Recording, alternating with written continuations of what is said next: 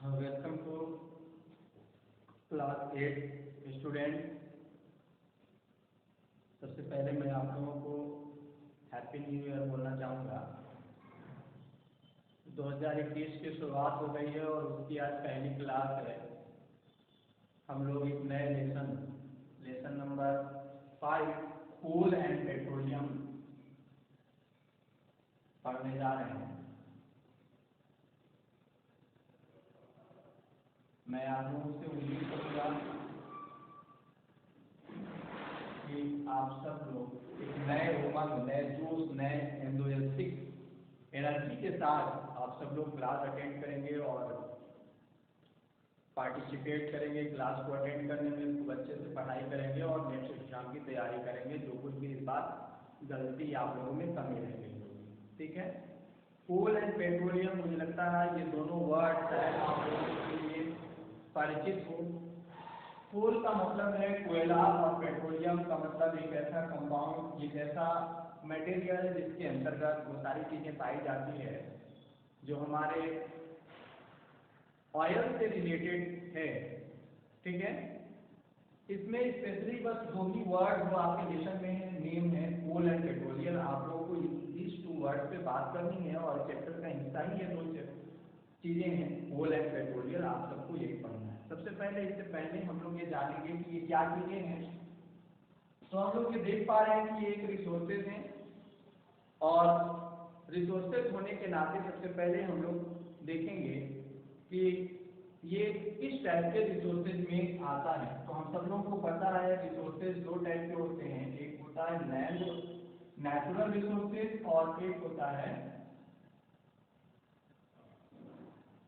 Man made resources. Natural resources students किसको बोले जाएंगे? Natural resources are those resources which are provide by nature to us are called natural resources, and man-made resources are that resources which are made by man, like my mobile, my marker, my boat are the man-made resources, while petroleum, coal, forest, soil, water, air, all these are the natural resources because they are provided by the nature. Okay, students. Now, students, we come on. There are 2 types of natural resources. Natural resources are renewable or non-exhaustive resources, and non-renewable or exhaustive resources.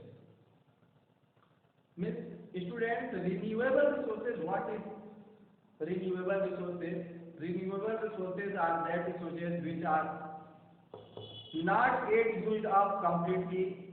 हम लोग इसको अभी तक पूरी तौर से nature में पूरी तौर से खत्म नहीं किए गए हैं और उनको प्रेजेंट में वेरी लार्ज अमाउंट ऑफ उसकी है will not gate finished by human activities. जिसको हम पूरी तौर से खत्म ना कर सकें और अगर खत्म हो जाती हैं तो उसको फिर से हम उत्पन्न कर सकें, या मोटे तौर पे आप ये समझें कि सीधे सीधे जिनका यूज करके वो खत्म ना हो सकते हों तो उनको कहते हैं, या वो बहुत लंबे टाइम तक अभी चलने वाले हों तो ऐसे को रिन्यूएबल रिसोर्सेज या नॉन एग्जॉस्टिव रिसोर्सेज कहते हैं। जैसे एयर है, वाटर है, इन सब के लिए आपको टेंशन नहीं लेने की जरूरत है कि ये खत्म हो जाएंगे। सनलाइट है, ये सब non exhaustive resources. But non renewable और exhaustive resources are those resources which are used by us, and after some time they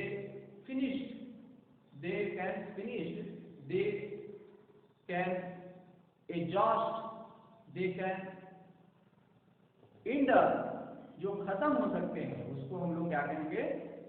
exhaustive और नॉन रिन्यूएबल रिसोर्सेज। जैसे में एग्जांपल में कोल ही कह सकते हैं, या पेट्रोलियम कह सकते हैं, मिनरल्स कह सकते हैं, प्लांट कह सकते हैं, एनिमल्स कह सकते हैं। ये सब चीजें खत्म हो सकती हैं, ठीक है।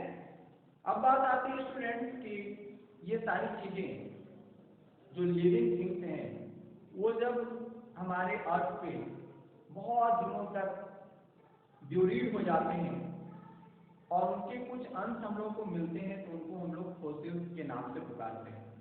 ये सारी चीजें चाहे कोल हो या पेट्रोलियम, ये उन्हीं नेचुरल या उन्हीं लिविंग थिंग का एक पार्ट है, एक अवशेष बचा हुआ चीज है जो कन्वर्ट हो चुका है कोल और पेट्रोलियम में, इसलिए इन लोगों को फॉसिल फ्यूल के नाम से पुकारा जाता है।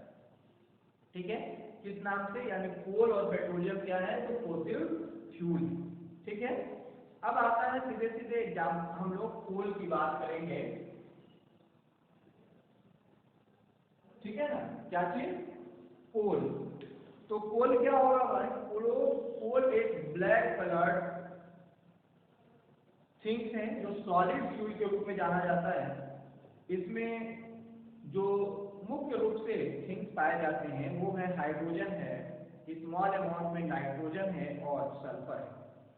मुख्य रूप से हाइड्रोजन है, कार्बन है और साथ साथ नाइट्रोजन और सल्फर भी होते हैं। अब बात आती है फॉर्मेशन ऑफ कोल की। तो फॉर्मेशन ऑफ कोल कितने दिनों में होता है? इसके फॉर्म होने में कम से कम 300 मिलियन ईयर्स का टाइम लगता है। ठीक है, कितने टाइम? 300 मिलियन ईयर का टाइम लगता है इसको फॉर्म होने में। ठीक है ना, तो ये बहुत शॉर्ट टाइम में नहीं बनता है।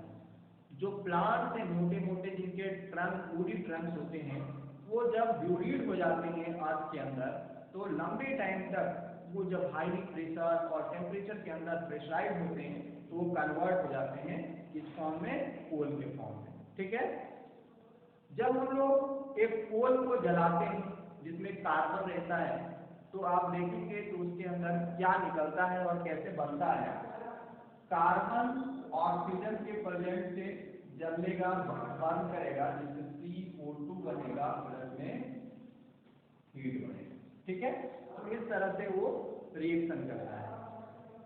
ठीक है, अब आता है डिस्ट्रक्टिव डिस्टिलेशन ऑफ कोल। कोल का एक फ्रैक्शनल डिस्टिलेशन करेंगे, एक डिस्ट्रक्टिव डिस्टिलेशन करेंगे, तो उसमें हम लोगों को जब कोल को एक क्लोज कंटेनर में एयर के एब्सेंस में हीट करके और अलग अलग टेम्परेचर पर अलग अलग टाइप के कंपाउंड प्राप्त करते हैं, तो इसको कहते हैं destructive distillation. That means coal is heated strongly in a closed container in the absence of air is called, or this process is called destructive distillation। ठीक है, ये डिस्ट्रक्टिव डिस्टिलेशन होने के बाद हमको क्या क्या मिलता है उसमें से? फर्स्ट है स्टूडेंट कोल गैस, सेकेंड है स्टूडेंट कोल तार, थर्ड है स्टूडेंट और वो है कोक। क्या? कोल गैस, कोल तार और कोक, ये सारी चीजें हमको कहां से मिलेंगे? तो ये सारी चीजें हम लोगों को मिलेंगे एक ही कोयले से। ठीक है, कोल गैस क्या है स्टूडेंट्स? तो कोल गैस सबसे पहले ये एक ऐसी गैस है जो कह सकते हैं मिक्सचर है, एक मीथेन का, एक हाइड्रोजन का, कार्बन मोनोऑक्साइड का। ये बहुत अच्छा एक फ्यूल होता है। ठीक है, और इसका यूज करते हैं इंडस्ट्रीज में, जो सबसे पहले मतलब इसको लैंप के रूप में जलाने के लिए यूज किया गया था सबसे पहले स्ट्रीट लाइट में 1810, इसको 1810 कहिए, 1810 में लंदन में एक स्ट्रीट लैंप में यूज करके इसको स्ट्रीट लाइट के रूप में प्रयोग किया गया था। आज इसके मुख्य रूप से जो ये सोर्स बन गया है वो एक हीट का सोर्स बन गया है, कोल गैस है। इसके बाद आती है कोल तार। तो कोल तार आप सब लोग जानते हैं कि एक ब्लैक लिक्विड है obtained by destructive distillation of coal. Destructive distillation of coal जब करते हैं तो एक ब्लैक कलर का लिक्विड जो हमको मिलता है उसको कोल तार कहते हैं। इसका यूज काहे को करते हैं स्टूडेंट? तो इसका यूज जो कोल तार है, सड़क जो आज आप लोग के घरों के सामने में बनी हुई है, काले कलर की दिखती है, जिसको कीटिंग सड़क आप बोलते हैं, उसका बनाने में कोल तार का प्रयोग किया जाता है, कोल तार का यूज होता है। ठीक है, इसके बाद स्टूडेंट्स कोक है, ये भी एक बहुत इंपॉर्टेंट सब्सटेंस है जो कोयले से ही मिलता है, कोल से ही मिलता है। ये जो कोल का जब हम फ्रैक्शनल डिस्टिलेशन करते हैं तो उसका जो रेजिड्यू बचा रहता है, जो अवशेष बचती है, उसी को कोक के नाम से पुकारते हैं। इसमें काफी परसेंटेज ऑफ क्या होता है, कोयले का सबसे ज्यादा इसमें कार्बन की परसेंटेज होती है, यानी कार्बन की परसेंटेज नियरली 100% होती है इस कोक में। ठीक है स्टूडेंट, तो इस तरह से कोक का फ्रैक्शनल डिस्टिलेशन करने से हम लोगों को क्या क्या मिला ये देखा। इसके बाद मुझे जब कोल है तो कोल का यूज डोमेस्टिक फ्यूल के रूप में यूज करते हैं। हम कोयले का प्रयोग करके अपना घर का फूड बनाते हैं। कोयले का यूज करके थर्मल इलेक्ट्रिसिटी यानी इलेक्ट्रिसिटी प्रोड्यूस करने में, इलेक्ट्रिसिटी जनरेट करने में कोल का यूज करते हैं। कोल का यूज किया जाता था पहले स्टीम इंजन का चलाने में, कोयले से भाप बनाई जाती, स्टीम बनाया जाता था और उसका यूज करके एक इंजन को चलाया जाता था।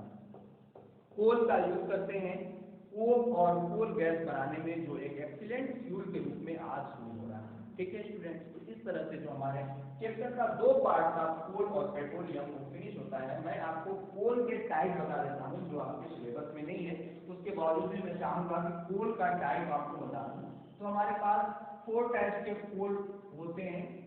एक होता है bitumen, bitumen BITUMIN bitumen student. ठीक है, एंथ्रासाइट,